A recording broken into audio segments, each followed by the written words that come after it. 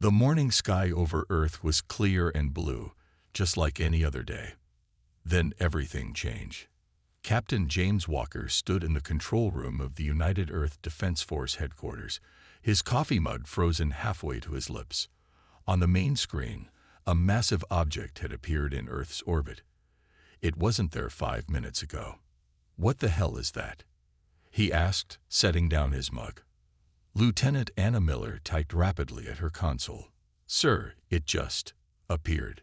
No approach vector, no warning. 1 second nothing was there. The next second, this." The object was clearly a warship, even to untrained eyes.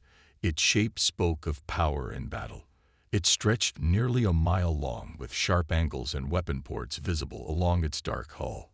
It looked human in design, but far more advanced than anything Earth had built. "Any signals?" Walker asked, his voice steady despite the pounding in his chest. "None, sir," Miller replied. "It's just sitting there." The red emergency phone rang. Walker picked it up, knowing it would be General Thompson, his commanding officer. "Walker, are you seeing this?" Thompson's voice was tight with tension. "Yes, sir. We have no idea what it is or where it came from. The Security Council is meeting in 30 minutes. Every major military power on Earth is pointing everything they have at that ship. I need you to figure out what it is before someone panics and starts World War III." Walker took a deep breath. "Understood, sir." Within minutes, the Earth's response was in full swing. Fighter jets scrambled worldwide. Missile systems activated. Space telescopes redirected. And Captain James Walker found himself in charge of first contact. "Try all frequencies again," he ordered. "If that thing wants to talk, we need to listen." For 2 hours, they sent messages and received nothing. The strange ship just hung in orbit, silent and still. Then, just as Walker was about to report back to the Security Council, every screen in the control room flickered. "Hello, Earth." The voice came through crystal clear on all channels simultaneously. It sounded human, male, with a slight accent that Walker couldn't place. "I apologize for the dramatic entrance." Walker leaned forward. "This is Captain James Walker of the United Earth Defense Force. Identify yourself." There was a pause, then. "I am Atlas, the Artificial Intelligence Command System of the UES Defiant. United Earth Ship Defiant." Murmurs spread through the control room. "United Earth ship. We didn't have United Earth ships." "There is no such vessel in our registry," Walker said carefully. "That is correct, Captain Walker. The Defiant does not exist in your time. I am from approximately 300 years in your future." The room fell silent. Walker exchanged glances with Lieutenant Miller, whose eyes had grown wide. "You're claiming to be from the future?" Walker asked, skepticism clear in his voice. "I understand your doubt. If you look at your satellite feed, I will provide visual confirmation of my identity." On the main screen, the image zoomed in on the hull of the massive ship. Clear markings became visible, UES Defiant, and below it, the Earth Defense Force logo, similar to their own, but more stylized, more advanced. "This is impossible," Miller whispered. "Unfortunately, Captain, I must inform you that I bring grave news," Atlas continued. "The Defiant was sent back through time as humanity's last resort. A temporal rift was created as a desperate measure in a war we were losing." Walker's mind raced. "Where is your crew?" Silence filled the channel for a moment. "There is no crew, Captain. They all perished in the final battle that sent me back." The captain's last order was to activate the temporal drive. His name was Admiral James Walker. A chill ran down Walker's spine. That's my name." "Yes, you are his ancestor. That is why I recognized you, and why I am authorized to communicate with you directly." Over the next hour, Atlas explained. The Defiant was the last surviving warship of humanity's fleet, sent back through time to warn Earth of an impending invasion by a species known as the Harvesters. In the original timeline, Earth was caught unprepared. Billions died in the first wave. This is A lot to process, Walker said, running a hand through his short brown hair. I have data packets ready to transmit that will help verify my claims, Atlas replied. Star charts showing celestial movements that your astronomers can confirm. Technical specifications that your scientists can examine. Strategic information about Earth's current political landscape that no outside force could know. General Thompson arrived at the control center as data began flooding in. Scientists were called. Experts assembled. The world's leaders connected via secure video. I need to see this ship, Walker said finally. If what you're saying is true, we need to understand what we're dealing with. 6 hours later, after heated debate among world powers, permission was granted. Captain Walker and a small team would board the Defiant to verify Atlas' claims. The shuttle ride-up was tense. Walker sat with Miller and 3 others. Dr. Tom Harris, a physicist, Major Robert Green, a weapons specialist, and Dr. Lisa Jones, an AI expert. They approached the massive ship with a mixture of fear and awe. Look at the size of it, Green whispered as they drew closer. The Defiant dwarfed their shuttle, its hull scarred with what looked like battle damage. A bay door opened smoothly, and Atlas guided them in. Welcome aboard, Captain Walker. The interior was pristine despite the external damage. Gleaming metal corridors lit with soft blue light. The air was clean, but had a distinct smell, like electronics and something else Walker couldn't identify. This way to the bridge, Atlas directed them. His voice seemed to come from everywhere. What they found inside the ship confirmed Atlas's story, technology beyond anything they had seen. Weapons systems capable of destroying entire fleets, and most chilling of all, a memorial wall with thousands of names, the fallen crew of the Defiant and other ships. Walker found his name, or rather, his descendant's name, at the bottom of the list. Admiral James Walker, last captain of the Defiant. Now do you believe me? Atlas asked as they stood before the memorial. Walker nodded slowly. I believe you. But the question is, what do we do now? Atlas's voice seemed to grow stronger. We prepare, Captain. The harvesters will arrive in 6 months. In my timeline, humanity was caught unprepared and nearly wiped out. This time, we have the advantage. We know they're coming, and we have the Defiant. Walker looked around at the emptied advanced ship, a ghost from the future sent back to change history. And it's ready to fight for humanity, Atlas finished. Walker straightened his shoulders, feeling the weight of what was to come.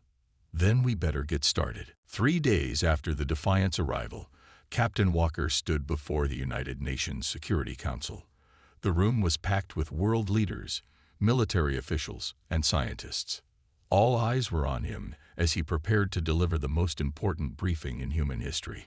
Ladies and gentlemen, Walker began, his voice steady despite his nerves. What I'm about to tell you will sound impossible, but I've seen the proof with my own eyes. On the large screen behind him, images of the Defiant appeared.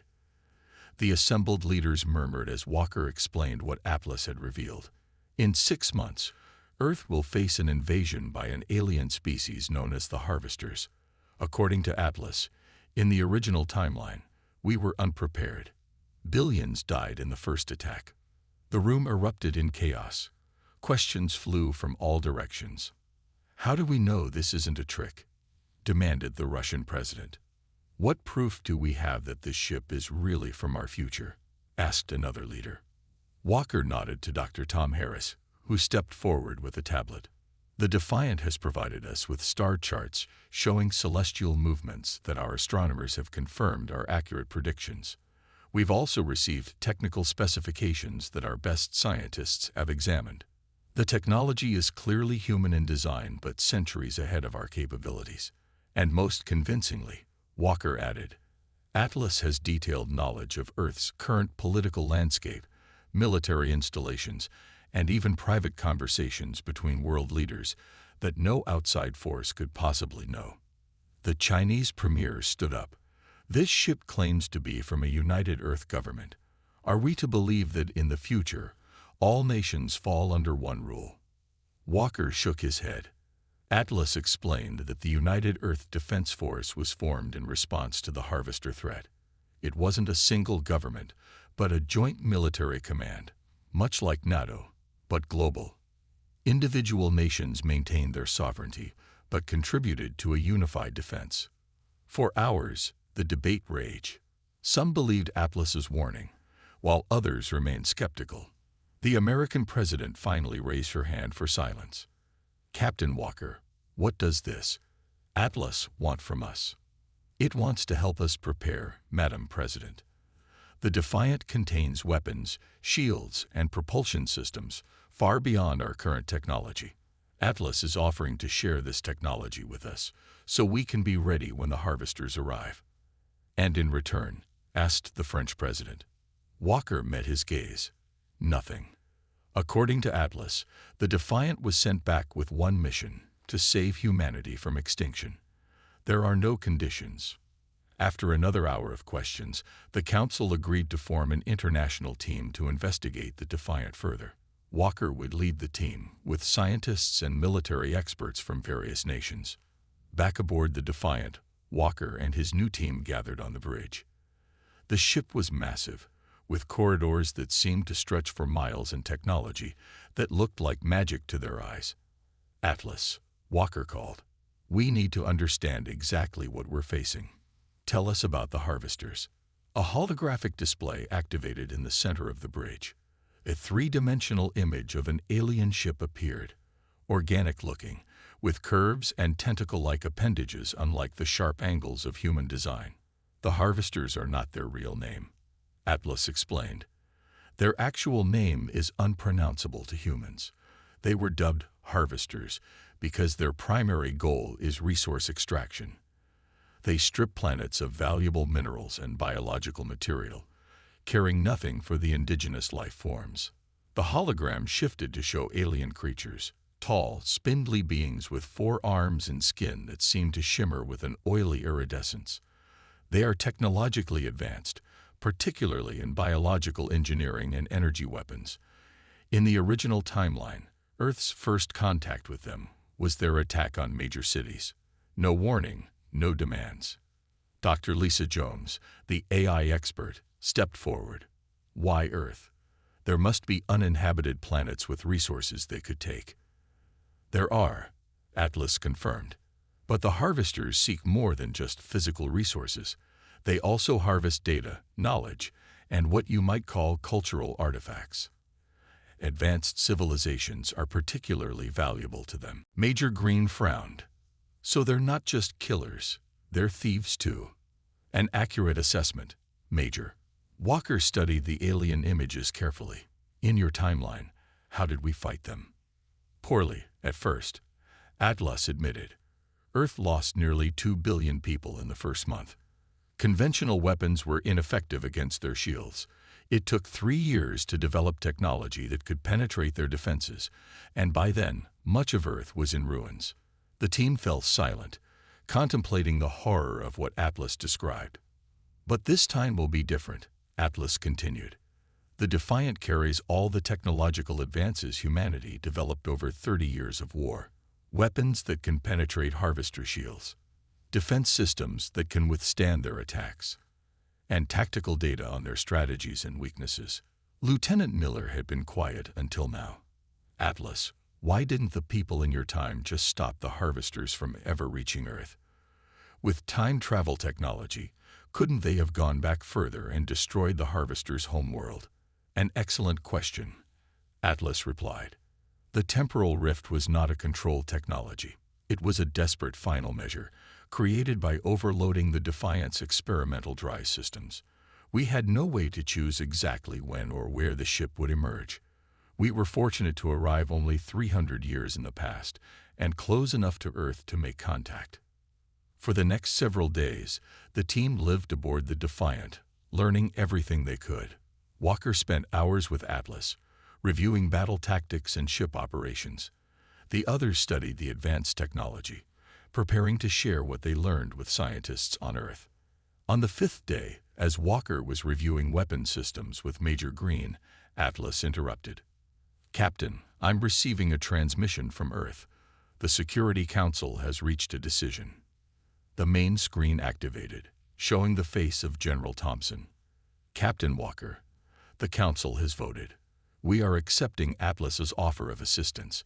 You are hereby appointed commander of the Defiant, with authority to recruit a crew and begin defense preparations immediately." Walker straightened his shoulders, feeling both pride and fear. "Understood, sir." After the transmission ended, Walker turned to his team. "Well, you heard the man. We have a ship to learn and a planet to save." Major Green grinned. "And only 6 months to do it." "Then we better get started," Walker replied. As he looked around at the advanced bridge of the most powerful warship humanity had ever seen, he felt a strange sense of destiny.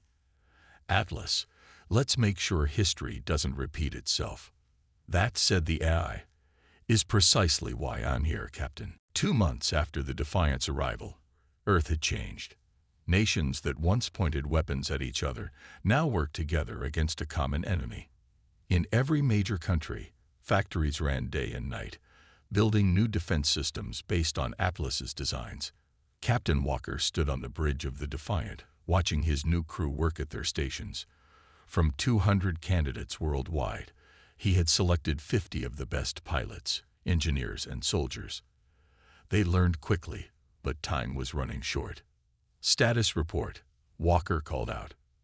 Lieutenant Miller, now his second in command, looked up from her console. "Weapon systems at 82% operational capacity, sir. Engine efficiency improved to 76% after the latest adjustments. The crew is making good progress with the targeting systems." Walker nodded. Though the Defiant was designed to run with a crew of 300, Atlas could automate many systems. Still, human operators were needed for complex decisions and repairs. "And the planetary defense grid?" Walker asked. "Construction is on schedule in North America and Asia," Miller replied. "Europe is 2 weeks behind, and the Southern Hemisphere installations just broke ground." Walker frowned. The defense grid was a network of ground-based energy weapons designed to target harvester ships in orbit. Atlas had provided the plans, but building them required resources and cooperation that Earth was struggling to provide. "Captain," Atlas's voice came through the ship's speakers. "General Thompson is requesting your presence at the Security Council meeting today. The subject is urgent." Walker sighed. More political battles. Every nation wanted the Defiant's technology, but few trusted others to have it. "Lieutenant Miller, you have the bridge. I'll take a shuttle down to New York."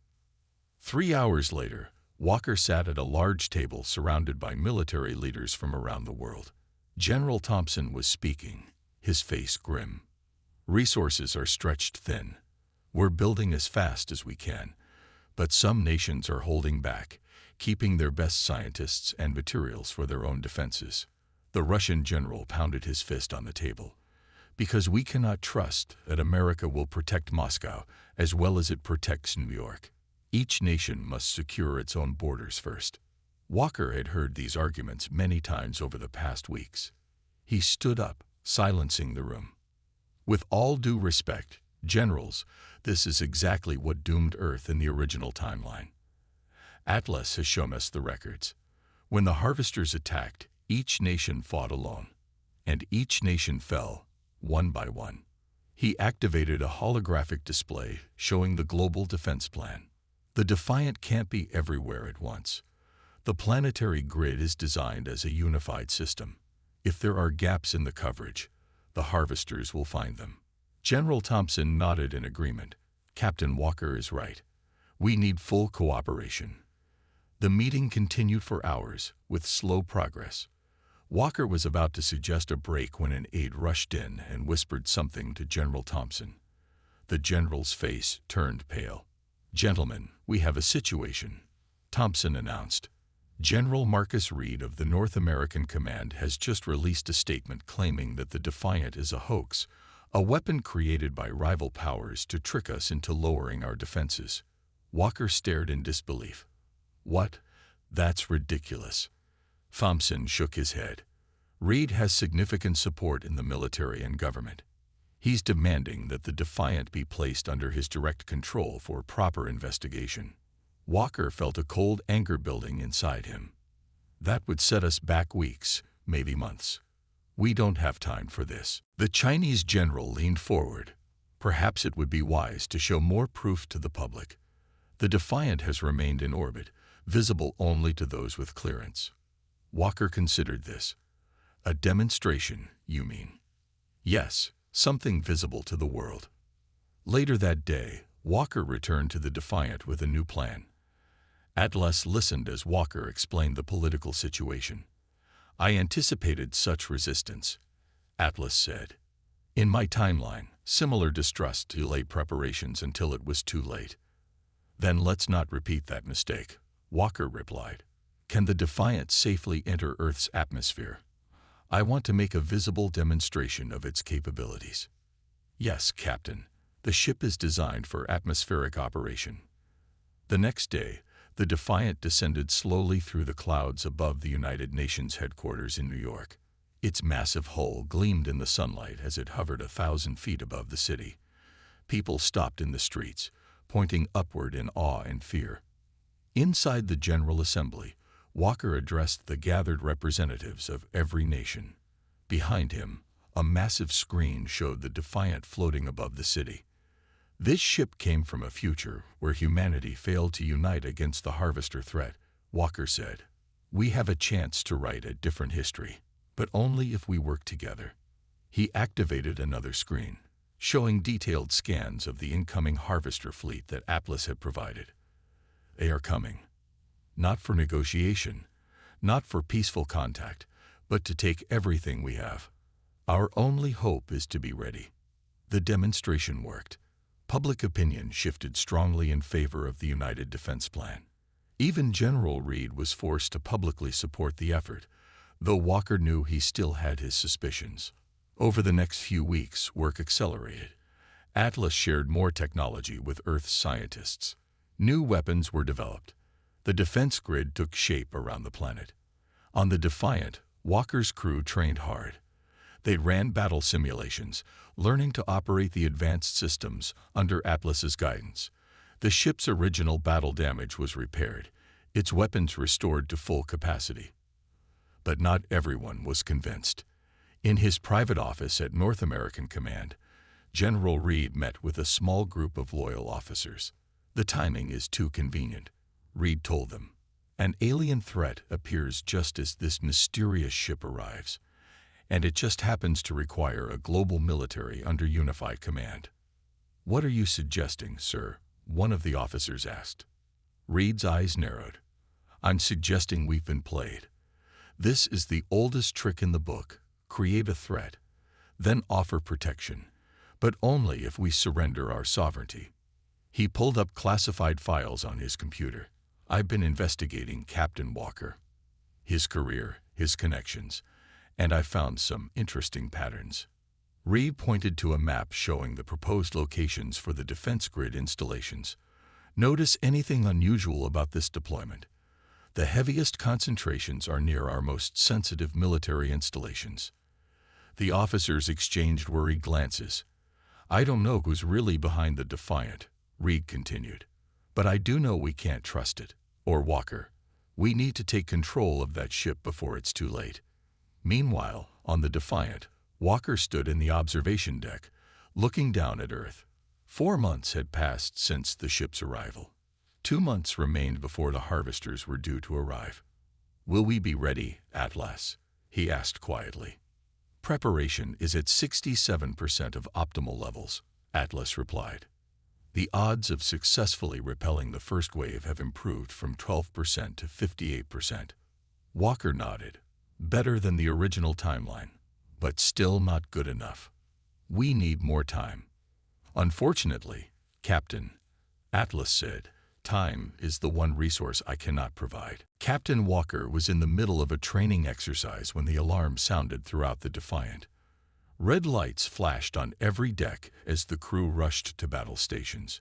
Atlas, report, Walker shouted as he ran onto the bridge. 5 unknown vessels have entered the solar system. Atlas responded. They bypassed our outer sensor grid. Current position, just beyond Mars orbit. Walker's heart sank. The harvesters, they're a month early. Negative, Captain. The ship design does not match harvester vessels from my database. However, their energy signatures show similarities to harvester technology. Lieutenant Miller arrived on the bridge, her face pale. Sir, Earth Command is asking for orders. Do we engage? Walker studied the tactical display. The 5 ships were moving slowly, cautiously, not in attack formation. No. Hold positions. Let's see what they do. He turned to his communications officer. Any transmissions? None detected, sir. Atlas spoke again. Captain, I have completed my analysis. These ships appear to be harvester scout vessels, but there are significant variations from my historical records. They are smaller and less heavily armed than expected. Walker frowned. Could your records be wrong? Possible, but unlikely. It appears that something has changed in the timeline. For 24 hours, the scout ships moved through the outer solar system, seemingly conducting a survey. They made no aggressive moves and ignored all attempts at communication. In the Defiance conference room, Walker met with his senior officers and Atlas. They're definitely mapping our defenses, Major Green said. Looking for weaknesses before the main fleet arrives. Dr. Harris nodded. If they're scouts, why not engage them now? Destroy them before they can report back. Walker turned to Atlas. What do you think? The eye was silent for a moment. This behavior doesn't match harvester tactics from my timeline. In our history, there were no scouts. The main fleet arrived without warning and attacked immediately. So what's different? Walker asked. Unknown, but it suggests our presence has already altered the timeline. Walker made his decision. We'll shadow them, but not engage unless they make a hostile move. I want to learn more about what we're facing. The next day, one of the scout ships broke formation and moved toward Earth. Walker ordered the Defiant to intercept. We'll position ourselves between Earth and the scout, he told his crew.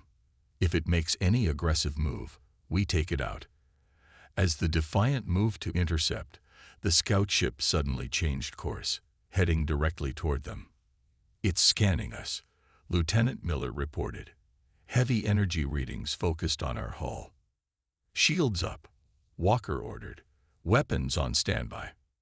The scout ship came to a stop 5 kilometers from the Defiant. For several minutes, nothing happened. Then Miller's console beeped. Sir, we're receiving a transmission. Walker straightened in his chair. On screen. The main screen flickered, then showed the interior of the alien ship. A tall, slender figure stood there, its skin shimmering with an oily iridescence, just as Atlas had described. But instead of the aggressive stance Walker expected, the alien's 4 arms were held in what seemed like a non-threatening posture. It spoke, its voice translated by Atlas into English. Human vessel, we seek dialogue. We are not the vanguard you fear. Walker glanced at Atlas's holographic display. Is this a trick? Unknown, Captain. The harvesters never attempted communication in our timeline. Walker turned back to the screen. I am Captain James Walker of the Earth Defense Force. Identify yourselves. We are the Tory. You know us as harvesters, a name given by those who did not understand our purpose. We come seeking alliance, not conquest. Walker's officers exchanged shocked glances. This was nothing like what Atlas had predicted. Alliance against what? Walker asked. The void, the alien replied. They pursue us. They pursue all life. We search for allies strong enough to stand with us. Before Walker could respond, alarms blared throughout the ship. Multiple ships appearing at the edge of the system. Miller shouted. Energy signatures match. What the hell? Sir, they're matching signatures from the Defiance database marked as Omega-level threat. Atlas's voice took on a new urgency. Captain, those are void vessels. In my timeline, they appeared 2 years after the initial harvester invasion. They are the true enemy, the force that ultimately destroyed Earth after weakening both humans and harvesters. Walker stared at the tactical display in shock. You never mentioned them before. The primary mission was to prepare Earth for the harvester threat. The void was classified as a secondary concern due to the timeline of events.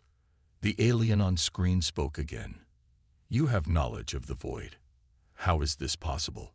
Before Walker could respond, a new alarm sounded. Sir, Miller cried out. We've got internal security breaches on decks 5 through 9. Armed personnel have boarded from Earth shuttles. General Reed's face appeared on a secondary screen. Captain Walker, by authority of Earth Command, I am taking control of this vessel.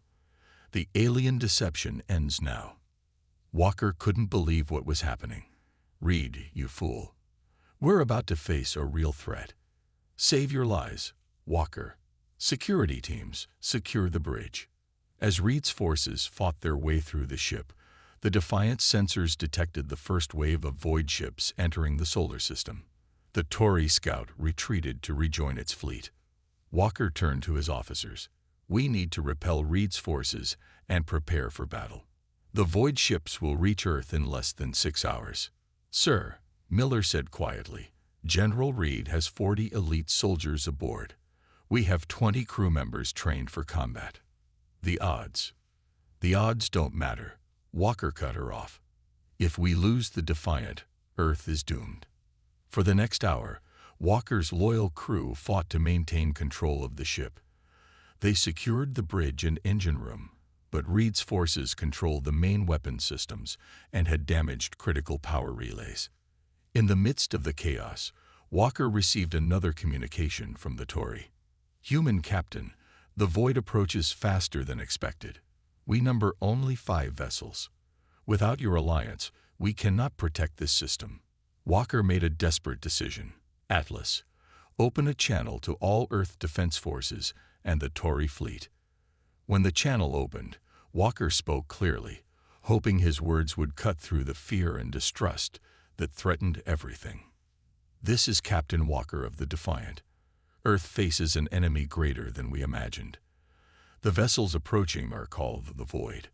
They are planet killers that destroyed Earth and the timeline the Defiant comes from. The aliens we called harvesters are actually fleeing from this threat. He took a deep breath. I propose an immediate alliance between Earth forces, the Defiant, and the Tory fleet. Our only hope is to fight together. As Walker waited for a response, the Defiant's damaged systems flickered. On the main screen, the first void ships became visible, massive black shapes that seemed to absorb light rather than reflect it. The true enemy had arrived, and the Defiant was crippled from within. The bridge of the Defiant was in chaos. Half the control panels were damaged from Reed's attack. Lieutenant Miller worked frantically to restore weapon systems, while Major Green led the defense against Reed's remaining forces. Status report, Walker demanded, wiping blood from a cut above his eye. Main weapons still offline, Miller replied. Shields at 40% capacity, engine power fluctuating. On the main screen, the void ships moved closer to Earth. 5 massive black vessels that seemed to swallow the stars behind them. The Tory scout ships took defensive positions nearby, clearly waiting for Walker's response. Sir, Miller called out, General Thompson is hailing us from Earth Command. Walker nodded, and Thompson's worried face appeared on screen. Captain, what in God's name is happening up there? We're reading multiple alien vessels and weapons fire aboard the Defiant. Walker quickly explained about Reed's attack and the new threat from the void. The aliens we prepared to fight are actually refugees, he finished. The real enemy is much worse, and they've just arrived. Thompson's face paled. Reed told the Security Council you were compromised, working with the aliens. Now you're saying we should ally with them. It's our only chance, sir. The defense grid isn't ready, and the Defiant is damaged. We need the Tory. After a tense silence, Thompson nodded. I'll convince the council. In the meantime, regain control of your ship, Captain. Walker turned to his tactical officer. Where's Reed now? Weapon Control Center, Deck 7. He has 15 men with him. Walker made his decision. I'm going down there myself. Miller, you have the bridge. Try to get those weapons back online. As Walker and a small team made their way through the damaged corridors of the Defiant, Atlas spoke through his personal communicator. Captain, I must inform you of something critical. The Defiant contains technology that was not fully explained to you. Walker ducked as sparks flew from a damaged panel. What technology? The Defiant's core contains a consciousness matrix, a digital storage of thousands of human minds from the future. Scientists, soldiers, leaders, all volunteered to have their consciousness preserved before death. Walker stopped in his tracks. You're saying there are people stored in the ship's computers? In a manner of speaking, yes. It was humanity's final effort to preserve knowledge if Earth fell. I can access their combined expertise to repair the ship and implement modifications even the future hadn't attempted. Why tell me this now? Because activating the matrix will require significant power currently needed for weapons and shields, and because once activated, it cannot be deactivated without losing the stored minds. Walker started moving again, faster now. Let's deal with Reed first, then make that decision. They'd reached the entrance to the weapons control center. Through the small window in the door, Walker could see Reed and his men, working to override the Defiant systems. General Reed. Walker called through the communication panel. The void ships are approaching Earth. We need to restore the Defiant's weapons immediately. Reed's face appeared on the small screen by the door. Nice try, Walker. There are no void ships. This is all part of your deception. Look at the sensor data. The Tory scouts are taking defensive positions to protect Earth, not attack it. More lies. Reed snarled. I'm taking this ship back to Earth under proper command. Suddenly, the ship shuddered violently. Alarms blared throughout all decks. Captain. Miller's voice came through Walker's communicator. The void ships have opened fire. They've destroyed 2 Tauri vessels and are targeting Earth's defense grid. Walker could see the change in Reed's expression as he received the same information. Now do you believe me? Walker demanded. Reed's face showed conflict, then resignation. He opened the door.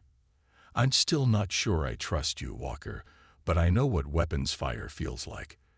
Let's save this discussion for after we survive. Together, Walker and Reed's teams worked to restore the Defiant's weapon systems. Within minutes, power flowed back to the main guns. But it wasn't enough.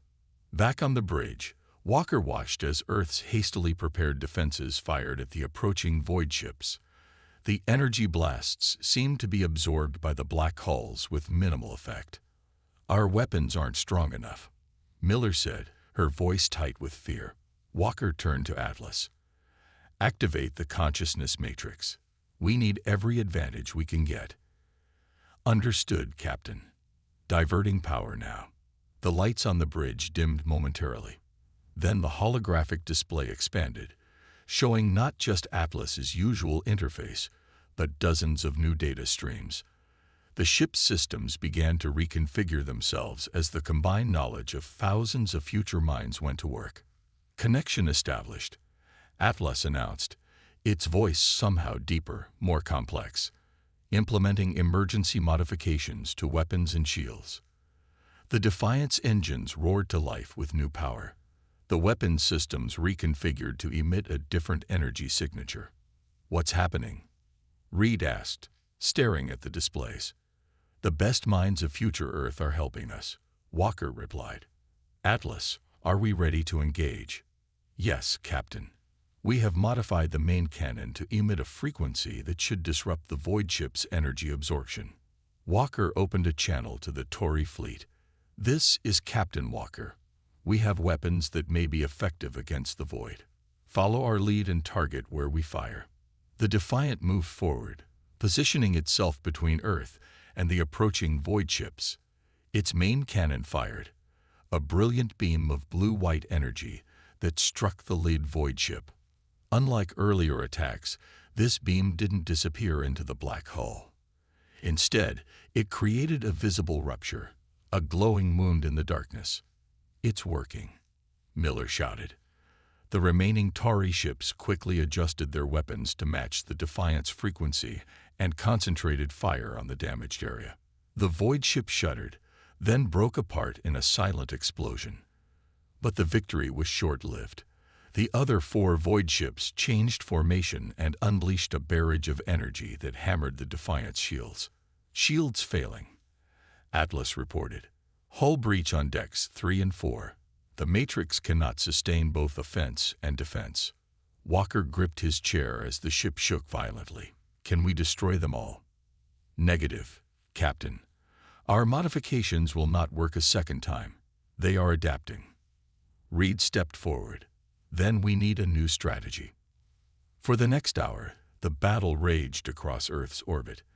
The Defiant and the Tauri ships fought desperately, managing to destroy 2 more void vessels, but taking heavy damage in return.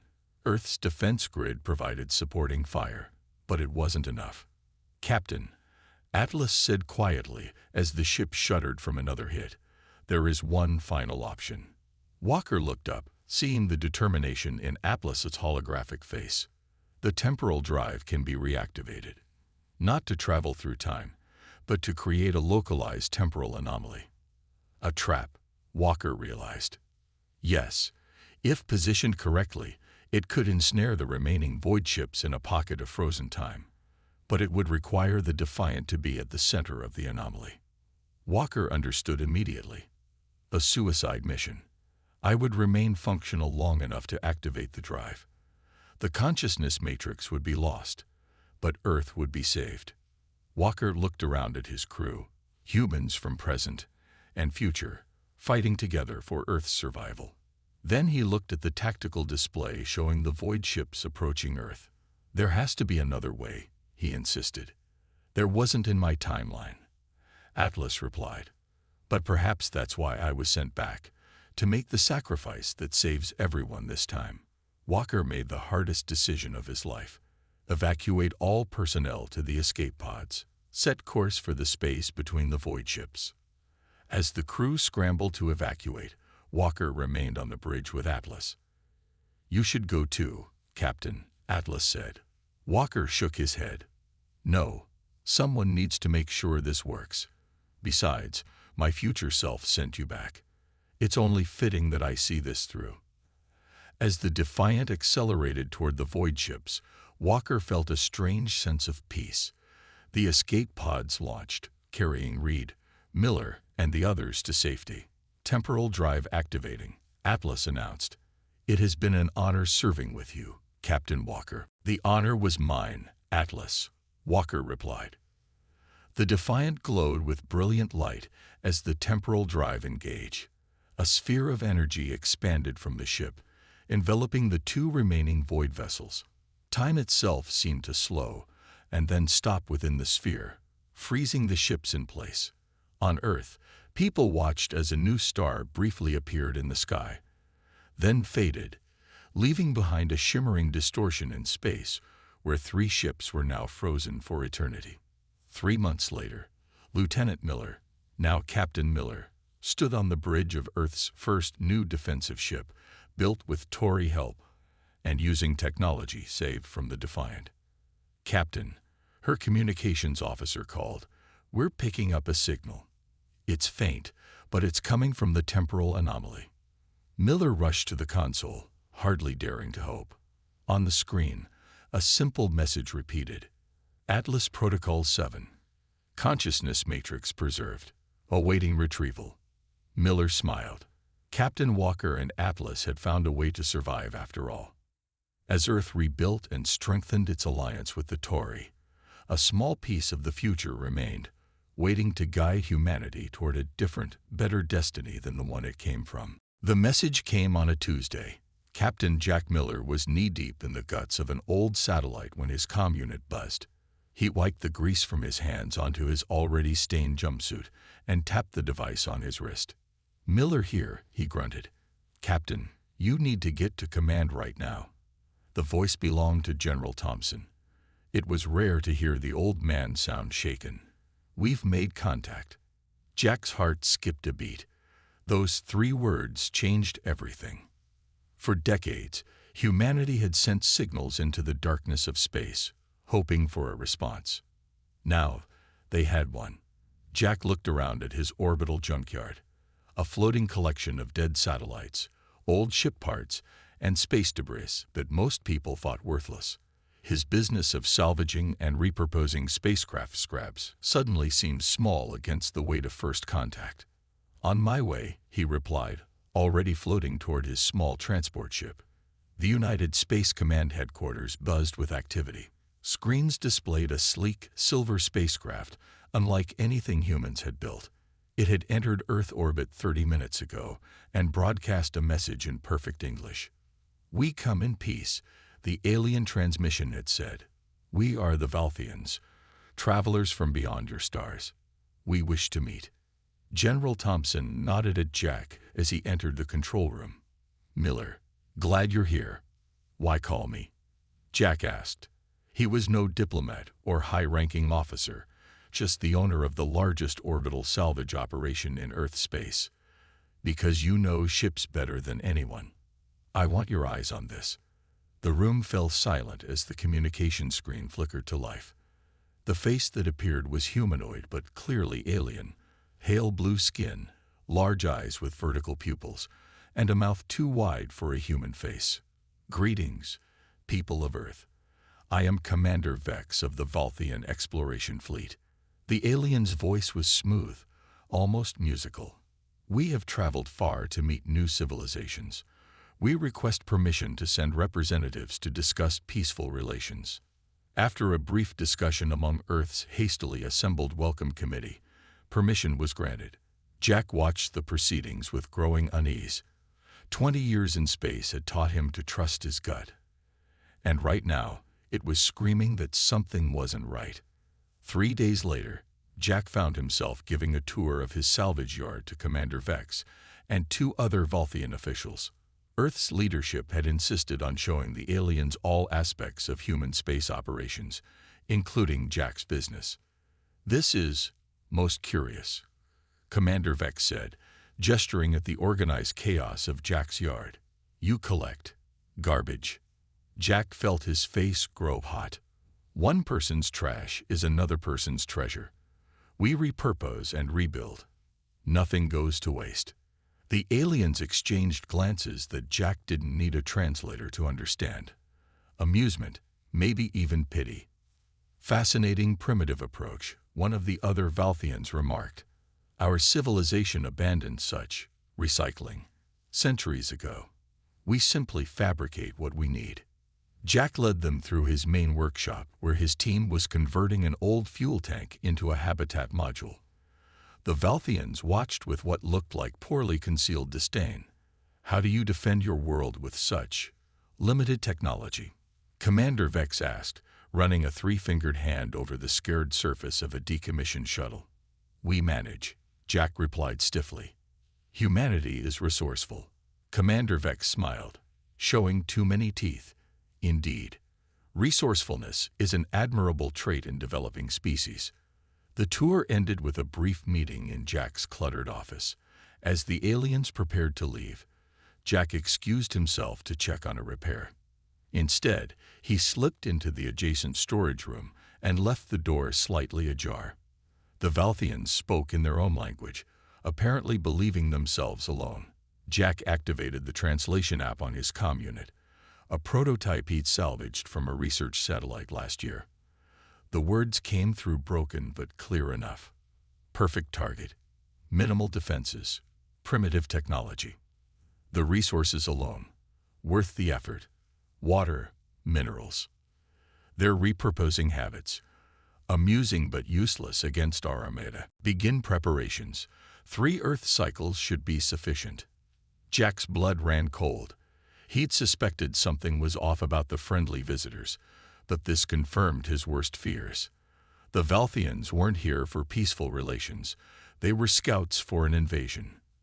As the aliens left, Jack headed straight for General Thompson's office. The general listened to Jack's recording, his face growing grimmer with each translated word. "This could be a misunderstanding," Thompson said, but his tone lacked conviction. "Sir, with respect, they're planning to attack in 3 days," Jack insisted. "They think we're easy pickings because our technology isn't as flashy as theirs." They laughed at my yard, at how we repurpose things. "What would you suggest, Captain?" "Our conventional forces are no match for their level of technology."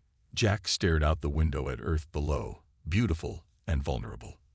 Then his eyes drifted to his junkyard, floating in the distance, filled with discarded satellites, old ship parts, and chunks of space debris. A plan began forming in his mind. "General, I think I have an idea. But you're going to think I'm crazy." Thompson sighed.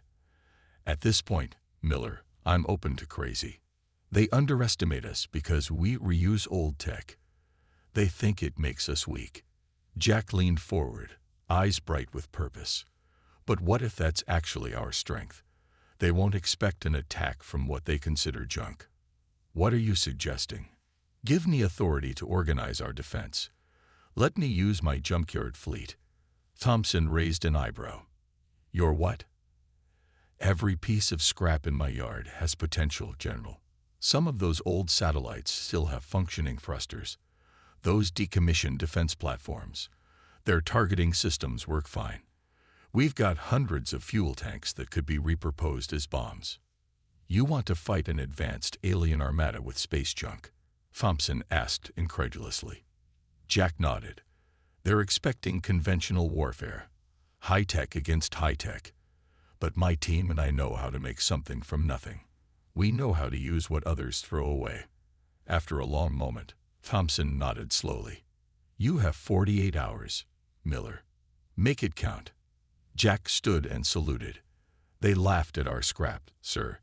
Let's see if they're still laughing when it hits them." Jack stood in the center of his largest workshop bay, looking at the small group of people gathered before him. 8 hours had passed since his meeting with General Thompson, and he had called in every favor he was owed. "I know this sounds crazy," Jack said, his voice echoing in the metal chamber. "But in less than 3 days, those Valthian ships are coming back. And they're bringing friends." Tess Walker, his chief engineer, crossed her arms. With wild red hair and a face full of freckles, she looked more like an artist than the mechanical genius she was. "And the general actually approved this plan of yours." "Not exactly approved," Jack admitted. "Let's say he's allowing it while the real military prepares." Marcus Reed, a former military pilot with dark skin and serious eyes, leaned against a workbench. "So we're the backup plan for when the real defenses fail." Jack nodded. "Pretty much." Eli Jones, Jack's oldest friend and the best salvage expert in Earth orbit, spat on the floor. The skinny, weathered man had spent more time in Zero than anyone else in the room. "Well, I'd rather go down fighting with junk than hiding in a bunker." "What exactly is the plan here, Jack?" Maya Chen asked. The young computer specialist had joined Jack's crew only 6 months ago, but her ability to revive dead systems was unmatched. Jack tapped a button on his wrist comm, and a holographic display appeared in the center of the room. It showed hundreds of dots representing the pieces of salvage in Jack's yard. "We have 48 hours to turn this junk into a defense fleet," Jack said. "We need weapons, shields, and a way to coordinate it all." Tess laughed. "With what? Half this stuff barely has working power systems." "That's where you come in," Jack replied. He turned to Maya. "And we need your magic touch with the computer systems." Maya's eyes narrowed as she studied the display. "I might be able to network some of the old satellite systems together. Create a distributed command structure." Marcus stepped forward, military training evident in his posture. "Even if we get these pieces working, how do we fight an advanced alien fleet?" Jack smiled. "That's the beauty of it. They don't expect us to fight at all. At least, not with this." He gestured around the workshop. "They saw our junk and laughed. They don't see it as a threat. So we have surprise on our side."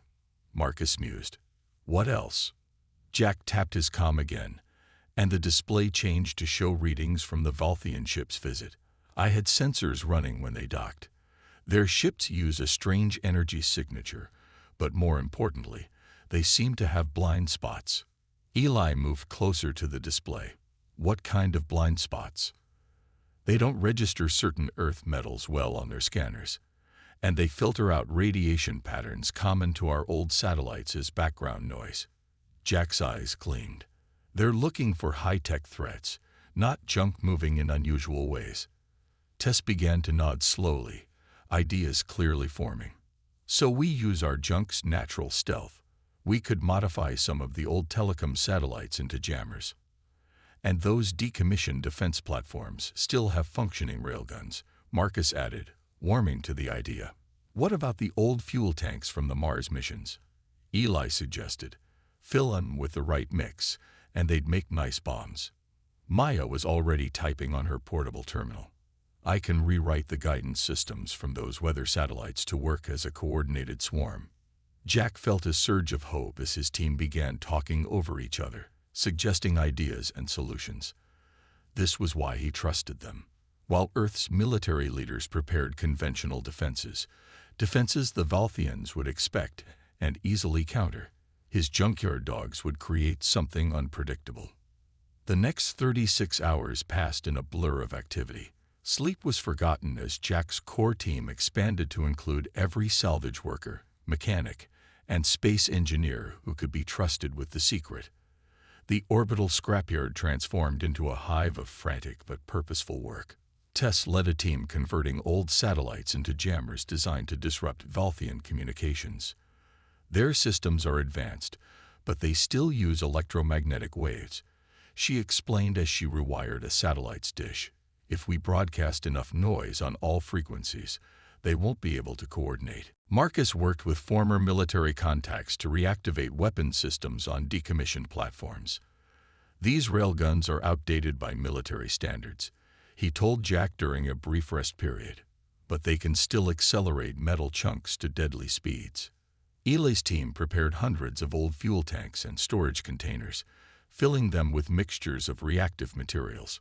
Not exactly high-tech bombs, the salvage expert said with a grin, but they'll make a mess when they hit. Maya barely looked up from her workstation for 18 straight hours. When she finally did, her eyes were red-rimmed but triumphant. I've got it, she announced. I can link all these different systems together. We can control everything from here. Jack moved among the teams, offering encouragement, solving problems, and keeping everyone focused on the imminent threat. Earth's official representatives continued diplomatic talks with the Valthians, who maintained their friendly facade. But orbital sensors detected energy signatures at the edge of the solar system, more Valthian ships approaching. With 12 hours remaining before the estimated arrival of the Valthian fleet, General Thompson visited the scrapyard. Jack gave him a tour of their preparations. I've seen some crazy operations in my time, Miller, Thompson said, watching as workers loaded modified satellites into launch positions. But this takes the prize. Crazy might be our only chance, sir, Jack replied. Thompson nodded grimly. Our official defenses are ready, but their technology is far beyond ours. The Security Council has been debating surrender terms. Jack's jaw tightened. We're not surrendering. No, Thompson agreed. We're not. That's why I've come to tell you that you're now officially part of Earth's defense strategy. I've convinced the Council to give you operational authority for your... What are you calling this fleet? Jack looked out at the organized chaos of repurposed junk that represented humanity's unconventional defense. We call ourselves the Junkyard Dogs, sir. Thompson almost smiled. Fitting. The Valthians will be expecting pedigree warriors with shiny weapons. Instead, they'll get street mutts with teeth. As the general left, Jack received an alert. The Valthian Armada had been detected entering the solar system, a force 10 times larger than expected. His comm unit buzzed with incoming messages from panicked officials and military commanders. Jack silenced the noise and gathered his core team. They're early, and there are more of them than we thought, he said simply. We need to move now. Tess, Marcus, Eli, and Maya looked at each other, then back at Jack. No one spoke of fear, though it was present in all their eyes. "Time to show them what jump can do," Eli said finally. Jack nodded. "Launch everything. The junkyard dogs are going hunting." The Valthian ships entered Earth's solar system like a swarm of gleaming insects. Their hulls shone with an unnatural blue light as they moved in perfect formation. From his command center, a converted storage module attached to his largest salvage vessel, Jack watched their approach on Maya's cobbled-together sensor display. "Count is over 200 ships," Maya reported, her voice tight. "Main battle group will reach Mars orbit in 3 hours." Jack studied the formation. The Valthians moved with military precision, their ships arranged in neat, organized patterns. Everything about them spoke of order and advanced technology. "Any response to Earth's hails?" he asked. Marcus shook his head. "They're ignoring all communications now. No more pretending to be friendly. United Space Command is mobilizing everything they have," Tess added, looking at another screen. "But their biggest ships are still days away from returning from the outer colonies." Jack took a deep breath. Earth's conventional defenses, orbital platforms, and the small fleet of military vessels currently in the system would be hopelessly outmatched. "Status of our assets?" he asked. Eli grinned, bringing up a different display. "All in position and waiting for your command. 342 pieces of prime junk ready to ruin someone's day." Unlike the orderly Valthian formation, Jack's fleet was scattered throughout the space between Mars and Earth, hidden among natural debris, dormant in old orbital paths, or disguised as abandoned equipment. To anyone scanning the system, they would appear as nothing more than the usual garbage that accumulated after a century of human space exploration. "Sir," Maya said suddenly, "the Valthians are broadcasting. They're transmitting on all frequencies." "Let's hear it," Jack said. The face of Commander Vex appeared on the main screen. The Valthian's expression was no longer hiding behind a mask of friendliness. "People of Earth," Vex began, his tone cold and superior. "Your planet has resources our empire requires. Surrender immediately and submit to Valthian authority. Resistance is pointless and will only lead to unnecessary destruction. You have 1 Earth hour to comply." The message repeated once, then cut off. "Well, he's not being subtle anymore," Tess muttered. Jack's comm unit buzzed with an incoming call from General Thompson. The general's face appeared on a side screen, looking grim. "Miller, you seeing this?" "Yes, sir. 1 hour ultimatum." Thompson's jaw tightened. "The Security Council is split. Half want to fight, half think surrender might save lives." "If we surrender, sir, we'll never get our planet back," Jack said firmly. "I know." Thompson paused. "The President has authorized all defensive measures. Your operation is go." Jack nodded. "Understood, sir. We'll do what we can." As the connection ended, Jack turned to his team. "This is it. Are we ready?" Marcus pointed to a tactical display. "Earth's defense platforms are powering up. They'll engage when the Valthians come into range. And they'll get crushed," Tess said bluntly. "Those platforms were designed to fight other humans, not advanced aliens. Which is why we need to be ready to move the moment they realize our conventional defenses aren't enough," Jack said. "Maya, is your control system online?" The young computer specialist nodded. "Yes, all our units are linked and responding. I've distributed the command functions across multiple systems, so they can't shut us down in one hit." "Good. Eli, are the decoys ready?" The salvage expert gave a thumbs up. "Ready to make noise and draw attention exactly when we want it." Jack looked at the countdown timer on the main screen. 43 minutes until the Valthians' deadline expired. "Everyone to your stations," he ordered. "This is going to happen fast." The Earth's response to the Valthian ultimatum came 5 minutes before the deadline. A simple message, broadcast on the same frequencies. "Earth belongs to humanity. We will defend our home." The reaction was immediate. The Valthian fleet accelerated, their formation shifting into attack patterns. The leading edge of their armada approached Earth's orbital defense grid. From his command post, Jack watched as Earth's military deployed its best defenses. Railvan platforms fired hypervelocity rounds. Missile launches created brief, bright flares against the darkness of space. Beam weapons lanced out from the few energy-equipped stations. It was impressive and completely ineffective. The Valthian ships barely slowed. Some smaller Earth missiles detonated against invisible shields. Most were destroyed before they even reached their targets. The railgun rounds, moving at tremendous speeds, simply vanished on contact with the Valthian hulls. "They're absorbing or deflecting everything," Marcus said, his military experience evident in his professional tone despite the dire situation. On the comm channels, Earth's military commanders sounded increasingly desperate as they exhausted their weapons with almost no effect. The Valthian ships began to return fire, precise, devastating strikes that obliterated defense platforms one by one. "They're toying with us," Tess said, watching as another Earth defense station exploded. Jack checked the tactical display. The Valthians were fully engaged with Earth's defenses, their attention focused on the obvious threats. The aliens moved with overconfident precision, clearly unconcerned about any surprise attacks. "They're expecting us to fight conventionally," Jack said. "They're expecting technology versus technology." He turned to his team, determination hardening his features. "They still haven't noticed our junk." "Time to change that," Eli said with a fierce grin. Jack nodded. "Maya, activate Phase 1. Maya's fingers flew across her console, activating decoys and jammers now. Throughout the space around Earth, dozens of supposedly dead satellites suddenly powered up. Old communication arrays began broadcasting nonsense signals across all frequencies. Weather satellites released clouds of metallic chaff. Navigation beacons sent out conflicting position data.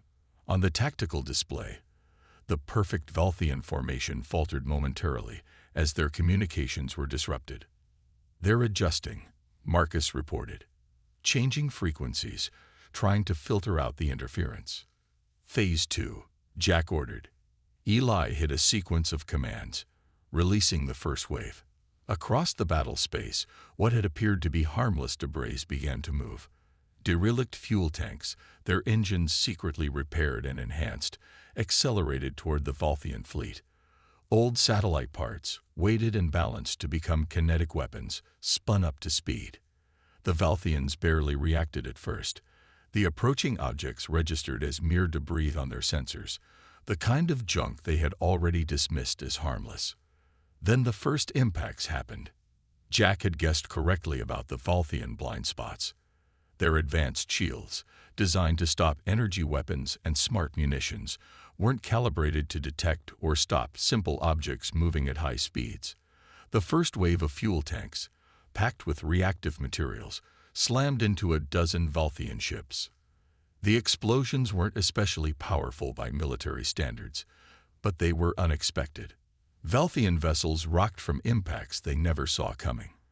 Their perfect formation began to break as ships maneuvered to avoid the suddenly threatening debris. "It's working," Tess said, her voice filled with disbelief and hope. "They're confused," Marcus added. "Their formation is fragmenting." Jack allowed himself a small smile. "They laughed at our junk. Let's see if they're still laughing." He looked at his team. "Prepare Phase 3. The real attack begins now." "Phase 3, now," Jack commanded. Maya's fingers danced across her console, sending activation codes to their hidden weapons. Across the battle space, what had appeared to be harmless pieces of space junk suddenly came to life. Decommissioned defense satellites, their weapon systems reactivated by Marcus's team, powered up and locked onto Valthian targets. Old space station modules, hollowed out and packed with improvised explosives by Eli's crew, began accelerating toward enemy formations. Ancient communications arrays, repurposed by Tess into electronic warfare platforms, started broadcasting targeted jamming signals directly at Valthian ships. On the main screen, Jack watched as confusion spread through the alien fleet. The precise Valthian formation, already disrupted by the first attacks, now broke apart completely as ships tried to deal with threats coming from all directions. "They're scrambling," Marcus reported, a note of satisfaction in his voice. "No more neat patterns." "Their communications are degrading," Maya added. "My algorithms are isolating their command frequencies and targeting them specifically." A priority alert flashed on Jack's display. General Thompson's face appeared on the side screen. "Miller, what the hell is happening out there?" The general looked both confused and hopeful. "The Valthians were cutting through our defenses like paper. Then suddenly they're flying into each other and acting disorganized." "That would be the junkyard dogs, sir," Jack replied with a tight smile. "Turns out our scrap isn't so useless after all." "Keep it up," Thompson ordered. "We're regrouping our remaining forces to support your operation." As the connection ended, Eli pointed to a new development on the tactical display. "They're adapting. Some ships are changing their shield configurations." Jack had expected this. The Valthians were technologically advanced. They wouldn't stay confused for long. "Time for the second wave," he ordered. "Tess, activate the EMP devices." Tess grinned as she entered commands. Those old nuclear power cells are about to earn their keep. Throughout the battlefield, what appeared to be ordinary chunks of space debris suddenly emitted powerful electromagnetic pulses. Jack's team had salvaged power cells from decommissioned nuclear satellites and rigged them to overload in a very specific way. The resulting EMPs weren't powerful enough to disable the Valthian ships completely, but they created momentary disruptions in their energy systems. In those brief windows of vulnerability, the repurposed defense satellites struck with precision. Outdated laser weapons and kinetic projectiles found their targets, causing real damage for the first time in the battle. "Direct hits on 17 enemy vessels," Marcus called out, excitement breaking through his professional demeanor. On the main screen, a Valthian cruiser spun out of control, venting atmosphere from a gaping hole in its side. Another enemy ship collided with a third as both tried to evade a cloud of approaching debris. "We're hurting them," Tess said with disbelief in her voice. "They're regrouping," Maya warned. "I'm detecting a surge of communications from that larger ship in the center. I think it's their command vessel." Jack studied the ship Maya indicated. It was twice the size of the others, with a distinctive design that set it apart from the rest of the fleet. "That's Commander Vex's ship," he said. "They're trying to reorganize." As if to confirm his assessment, the Valthian ships began to form new patterns, more defensive than before. Their weapons fire became more coordinated, systematically targeting the now revealed human weapons. "They're destroying our satellites," Marcus reported as several of their repurposed defense platforms exploded. "And they figured out our EMP trick," Tess added. "Their shields are adapting." Jack had known this would happen. Each trick would only work once against such an advanced enemy, but that had been part of the plan all along. "Time to use our biggest advantage," he said. "Maya, activate the scrapper." Maya nodded and sent the command. In the distance, floating among genuine debris, Jack's personal salvage ship, now heavily modified and renamed the Scrapper, powered up its engines. "Eli, you're with me," Jack said, moving toward the docking tube. "Tess, Marcus, Maya, keep coordinating the attack from here. Make sure our remaining assets give the Valthians plenty to worry about." Jack and Eli made their way quickly to the Scrapper, a vessel that Commander Vex had personally toured and dismissed as primitive junk. The Valthian hadn't noticed the modifications Jack's team had been making even then, preparing for this moment. "What's the plan, boss?" Eli asked as they strapped into their positions. Jack activated the ship's systems. "While they're busy with all our little surprises, we're going to deliver the big one." The Scrapper detached from the command module and moved out, its engines barely humming. From the outside, it still looked like a beat-up salvage vessel, exactly as Jack wanted it to appear. "Their command ship is the key," Jack explained as they accelerated slowly, taking a roundabout approach to avoid detection. If we can take out Commander Vex, their whole operation might fall apart. Eli checked the status of their special cargo, a modified mining drill surrounded by the most powerful explosives they could cobble together. And just how do we get close enough to use this thing? Jack smiled grimly. We play dead. Across the battle space, the conflict intensified. Earth's military, gaining confidence from the unexpected success of Jack's junkyard fleet, pushed forward with their remaining forces. The Valthians, recovering from their initial confusion, fought back with increasingly effective tactics. But with each passing minute, more of Jack's hidden assets came into play. Old satellites crashed into Valthian ships. Repurposed fuel tanks exploded near their formation. Jammers continued to disrupt their communications. It wasn't enough to win the battle. The aliens still had overwhelming technological superiority, but it was enough to keep them distracted, which was exactly what Jack needed. The scrapper drifted toward the Valthian command ship, looking for all the world like a piece of debris knocked loose in the battle. Its power systems were minimal, its heat signature barely registering.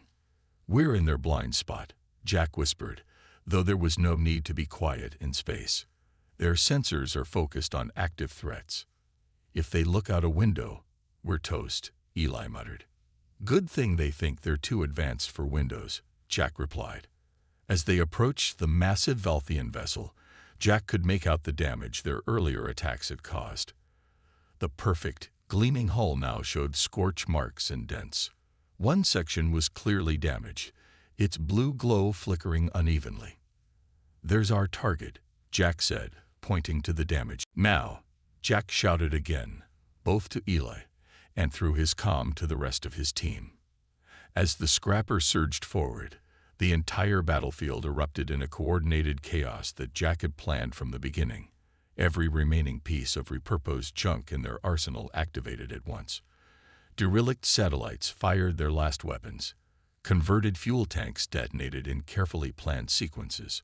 Abandoned station modules released clouds of metal fragments. The sudden surge of activity forced the Valthian command ship to divide its attention. The energy weapons targeting the scrapper powered down as the aliens responded to multiple threats. "They took the bait," Jack called out, pushing the scrapper's engines beyond safe limits. The old salvage vessel shuddered as it closed the final distance to the command ship's damaged section. Eli's hands flew over the controls of their makeshift weapon. "Drill ready. 10 seconds to contact." Back at the command module, Tess, Marcus, and Maya watched anxiously as the scrapper closed in on its target. "They're going to make it," Tess whispered. On the tactical display, a new alert flashed. Maya's eyes widened. Energy spike from the command ship. "They're charging weapons again." Inside the Valthian command ship, Commander Vex raged at his crew. "How is this happening?" he demanded, watching as his perfect armada fell into disarray. "They are primitives using garbage as weapons." A subordinate officer bowed nervously. "Sir, we've detected an approaching vessel. It appears to be the human salvage ship we inspected earlier." Vex's vertical pupils narrowed. "Destroy it immediately." "Weapons charging, Commander, but our systems are still recovering from their electronic attacks." Vex slammed a three-fingered hand onto the command console. "These humans and their junk. They should have surrendered when they had the chance." The scrapper slammed into the Valthian command ship's hull, the impact throwing Jack and Eli against their restraints.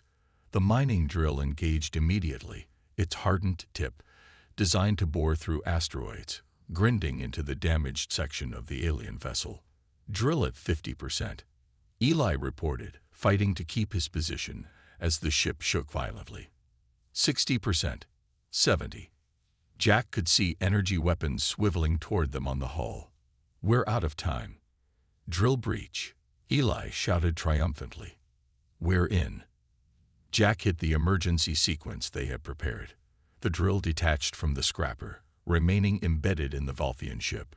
Inside the drill housing was their final weapon, a makeshift bomb created from mining explosives and reactor material. "Detach. Now." Jack ordered. Eli hit the release as Jack fired the emergency thrusters, pushing the scrapper away from the command ship.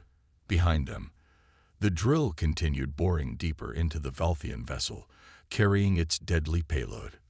The Valthian command ship didn't break apart dramatically like in old movies. Instead, its lights flickered and died, section by section. The elegant blue glow of its engines faded to darkness.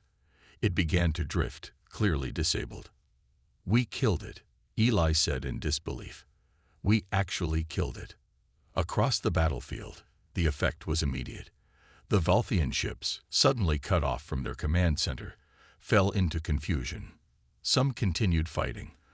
Others began defensive maneuvers, and a few simply stopped, as if waiting for orders that would never come.